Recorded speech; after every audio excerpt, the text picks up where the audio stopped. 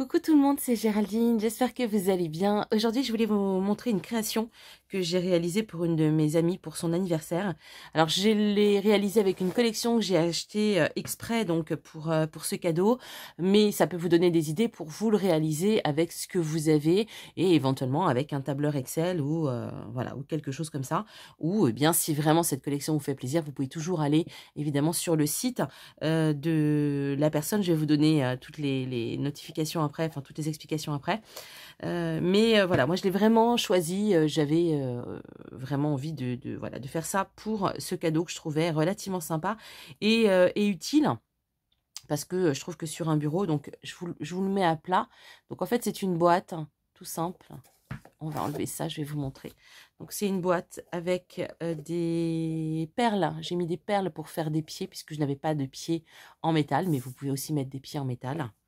Avec donc les papiers de la collection. À l'intérieur, donc c'est doublé. J'ai rajouté un porte-étiquette en métal de chez Mahé, je crois, avec une étiquette amovible. Voilà, donc là, évidemment, c'est 2023.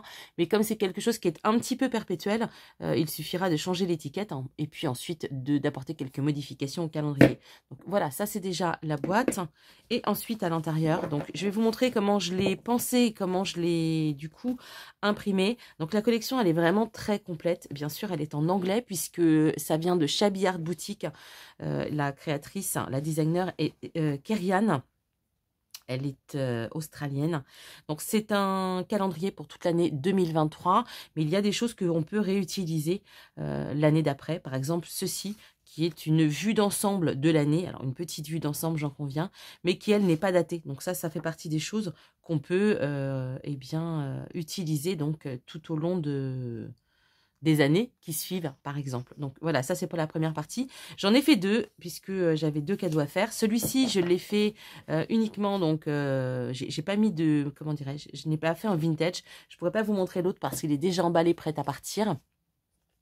Mais l'autre, il est un peu plus vintage, donc je l'ai ancré avec de la vintage photo. Voilà, donc tous les tours et puis également tous les dos. Là, ça reste blanc, on est vraiment sur plutôt la version classique traditionnelle. Donc, je vous montre. Donc, celle-ci, je vous ai expliqué, donc ça, c'est une vue d'ensemble de l'année. Ensuite, on a 12 onglets, bien sûr, pour tous les mois de l'année. Celui-ci, il a une pochette avec une petite note. Ensuite, dans tout les onglets, c'est pour ça qu'on les passera un petit peu vite.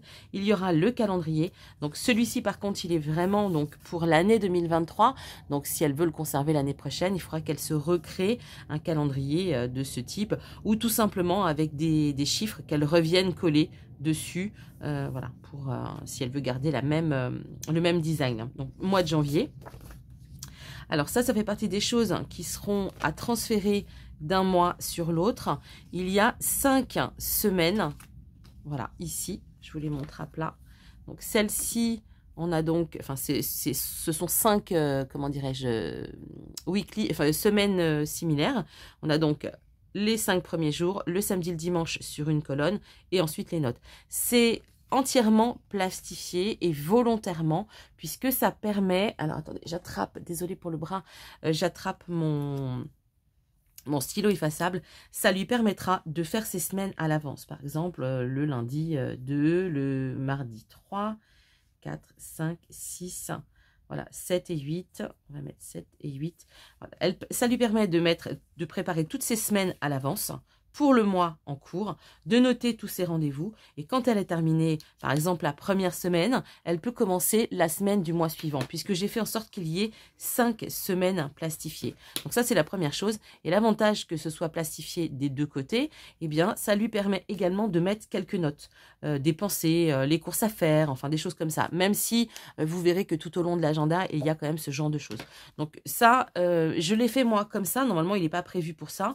Mais je trouvais que c'était une bonne idée de pouvoir, parce que c'est vrai qu'une fois que la semaine est passée, à moins d'avoir des obligations professionnelles et d'être obligé de garder une trace du planning, je pense que pour soi, ça peut permettre quand même voilà, d'être pratique. Et puis, une fois qu'elle a fini son mois, pof, eh bien, elle le remet dans le mois suivant et elle a son mois en cours. Ça, c'est la première chose. Et ensuite, il y a 3 listes, hein. Donc ce sont plutôt des listes journalières où c'est pareil, si elle a des jours un peu particuliers dans la semaine où elle a des choses très spécifiques avec des notes à prendre par exemple, elle a 3 fiches, c'est pareil, effaçables et qu'elle peut également utiliser donc de l'autre côté. Donc ça, c'est donc à transférer dans les mois suivants. Là, c'est le mois donc de février, pas de pochette pour celui-ci. Je vais passer brièvement, hein, parce que vous avez compris le principe. Ici, donc, une pochette pour le mois de mars, avec le calendrier. Le mois d'avril, avec le calendrier. Le mois de mai, le calendrier. Le mois de juin. Juillet. Alors là, il y a 2 notes. Je vais peut-être en remettre une à part. Bon, je vais la laisser là. Elle en aura 2. Le mois de juillet. Ici, le mois d'août.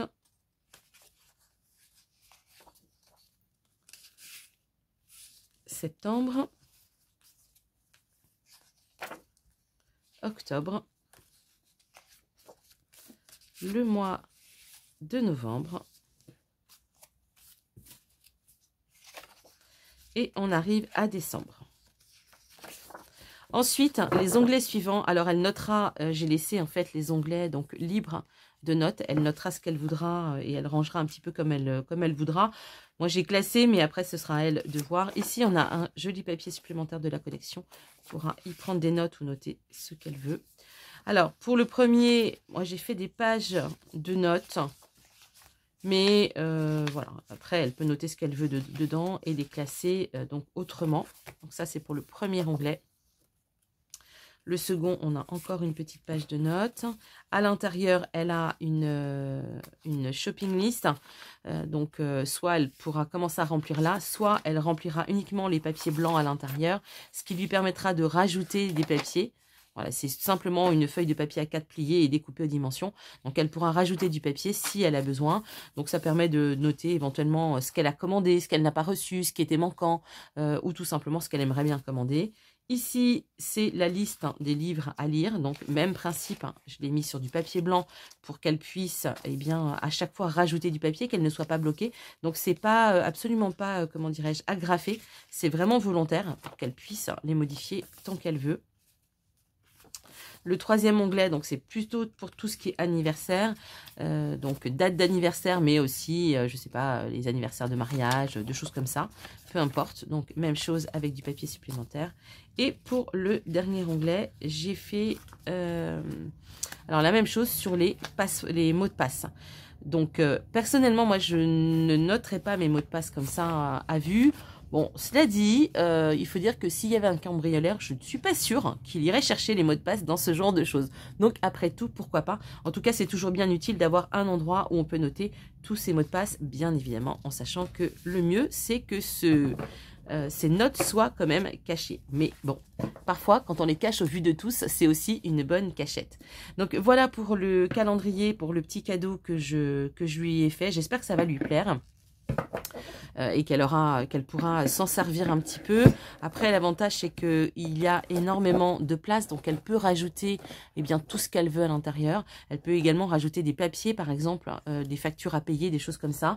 Par contre, on n'est pas sur du A5, donc une feuille A4, par exemple, coupée en 2, ça ne rentre pas.